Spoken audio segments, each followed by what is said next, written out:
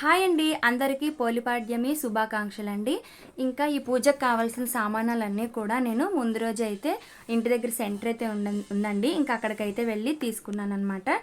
ఇంకా నేను మార్నింగ్ అయితే 3కి అయితే లేచానండి. ఇంకా లెగిసి ఫ్రెష్ అయ్యి ఇంకా పూజా మందిరంలో ఉన్న దేవునికి అయితే ముందుగా దీపారాధన అయితే చేసుకున్నామండి. ఇంకా దీపారాధన చేసుకొని ధూపం కూడా వేసుకొని పూజ అయితే చేసుకున్నామండి. ఇంకా ఇప్పుడు చాలామంది ఏంటి అంటే నదుల్లో స్నానాలు చేసి అక్కడైతే దీపాలు వెలిగిస్తారు. మరి కొంతమంది ఏంటి అంటే గుడికి వెళ్ళి వెలిగిస్తున్నారనమాట. మేమైతే ఇంటి దగ్గరే తులసికోట దగ్గర దీపాలు అయితే వదులుకుంటున్నామండి. ఇంకా ముందు రోజే తులసికోటను అయితే క్లీన్ చేసుకున్నాం అనమాట. అంటే ఇది పెయింట్ వేసింది కాదు కాబట్టి నేను దీనికి ముందుగా కొంచెం పసుపు అది రాసుకొని తర్వాత బియ్య పిండితోని కుంకుమతోని అయితే బొట్లు పెట్టుకొని ఇలా అలంకరణ అయితే చేసుకున్నానండి. ఇలా తులసి కోటకి ముందు నీటితో శుభ్రంగా కడుక్కోవాలండి. ఇంకా తర్వాత బియ్య పిండితో ముగ్గు అయితే వేసుకోవాలన్నమాట. దాని మీద పసుపు కుంకుమ అన్నీ కూడా జల్లుకోవాలన్నమాట. తర్వాత తులసి చెట్టు దగ్గర పువ్వులు కూడా పెట్టుకొని మంచిగా ఇట్లా అయితే అలంకరణ అయితే చేసుకున్నామండి. ఇప్పుడు ఏంటి అంటే మనం ఇక్కడ గౌరీదేవిని వినాయకుడిని అయితే మనం తయారు చేసుకోవాలండి. అంటే ఏమీ లేదనమాట, ఒక తమలపాకు అయితే తీసుకోవాలి. అప్పుడు అందులో కొద్దిగా అయితే పసుపు వేసుకొని అందులో కొంచెం వాటర్ వేసుకొని గౌరీదేవిని వినాయకుడిని అయితే తయారు చేయాలండి. ఇంకా ఆ గౌరీదేవికి వినాయకుడికి అయితే ఈ విధంగా బొట్లు కూడా పెట్టుకోవాలన్నమాట. ఇంకా కొద్దిగా పసుపు వేయాలి, అలాగే కుంకుమ, తర్వాత కొంచెం అక్షింతలు, తర్వాత పువ్వులు అయితే వేసుకోవాలండి. చూడండి ఈ విధంగా అనమాట. తర్వాత ఏం చేయాలంటే ఇంకా దీని ముందు ఇంకొక తమలపాకు వేసుకొని తాంబూలం అయితే పెట్టుకోవాలండి. తాంబూలం అంటే ఏం లేదు, ఒక అరటిపళ్ళు, తర్వాత ప్రసాదం అయితే బెల్లం పెట్టానండి. ఇంకా అరటి దొప్పలు అయితే ముందు రోజే తెచ్చుకొని క్లీన్ చేసుకొని వాటికైతే పసుపు కుంకుమ అయితే ఇలా బొట్టులా పెట్టుకోవాలన్నమాట. ఇంకా తులసి చెట్టు దగ్గర దీపం ఎలా పెట్టాలంటే నువ్వుల నూనె ఉంటుంది కదండి, నువ్వుల నూనె అయితే వేసుకొని పెట్టుకోవాలన్నమాట. ఇంకా పువ్వొత్తులు ఉన్నాయి కదా, అవి ముందు రోజే నైట్ ఏం చేసామంటే నెయ్యి వేసుకొని అందులో అలాగా నానబెట్టుకోవాలన్నమాట.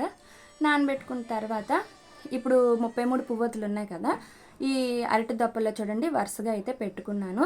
అలాగే ఉసిరి దీపం కూడా పెట్టుకున్నాను అనమాట. దానికి కూడా మంచిగా పసుపు కుంకుమ అది పెట్టుకొని అలంకరణ అయితే చేసుకున్నానండి. ఇంకా ఇప్పుడైతే ఒక బేషన్ అయితే తీసుకున్నాను కదా, ఇందులో అయితే వాటర్ వేసుకోవాలి. తర్వాత కొద్దిగా పసుపు కుంకుమ, అలాగే మన దగ్గర ఏ పువ్వులు ఉంటే ఆ పువ్వు రెక్కలు అయితే ఈ విధంగా వేసుకొని మంచిగా అలంకరణ అయితే చేసుకోవాలండి. ఇంకా తులసి చెట్టు దగ్గర దీపం పెట్టమన్నాను కదా, నువ్వుల నూనెతో అదైతే వెలిగించుకున్నానండి. తర్వాత అరటి దొప్పలో ఉన్నటువంటి ఈ 33 పువ్వొత్తులు ఉన్నాయి కదండి, ఇవి ఒక్కొక్కటిగా వెలిగించుకోవాలన్నమాట. ఇంకా ఉసిరి దీపం ఉంది కదా, అదేంటి అంటే అది కూడా వెలిగించుకొని నేను తులసి కోట ఉంది కదా అక్కడైతే పెట్టుకున్నానండి. చూసారు కదా ఈ విధంగా అన్నమాట. ఇంకా బేషన్లో పెట్టుకొని ఈ పువ్వొత్తులను అయితే వదులుకోవాలండి. చూసారు కదా, ఇలా నేతిలో ముందు రోజే నానబెట్టి ఉంచుకోవడం వల్ల ఎంత బాగా వెలుగుతున్నాయో చూడండి. ఉసిరి దీపాన్ని తులసి చెట్టు దగ్గర పెట్టేశాను. అలాగే ఈ 33 పువ్వొత్తులను కూడా బేషన్లో అయితే ఇలాగా వదులుకున్నానండి. ఇంకా వదులుకొని దేవుడికి అయితే మంచిగా దండం పెట్టుకున్నాను. చూసారు కదా, అందరూ బాగుండాలి, అందులో మనం కూడా ఉండాలి అని చెప్పి ఇంకా కొబ్బరికాయ అయితే కొట్టాలండి. లాస్ట్లో ఇంట్లో ఒకటి కొట్టాము, ఇప్పుడు ఇక్కడ ఒకటి తులసి కోట దగ్గర ఒకటి అయితే కొట్టాలండి. ఇంకా కొబ్బరికాయ అయితే కొట్టేసిన తర్వాత ఆ కొబ్బరికాయని మనం గౌరీదేవి వినాయకుడిని పెట్టాం కదా అక్కడ అటొకటి ఇటొకటి పెట్టుకోవాలన్నమాట. చూడండి ఎంత బాగా వెలుగుతున్నాయో.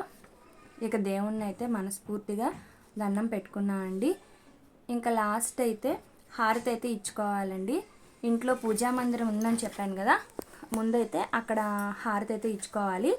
తర్వాత తులసికోట దగ్గర అయితే హారతి ఇచ్చుకోవాలండి.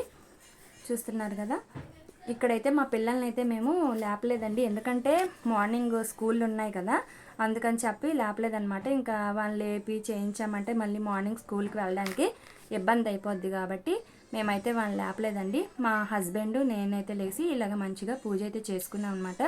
మా పూజ అయితే 4:30 లోపే అయిపోయిందండి.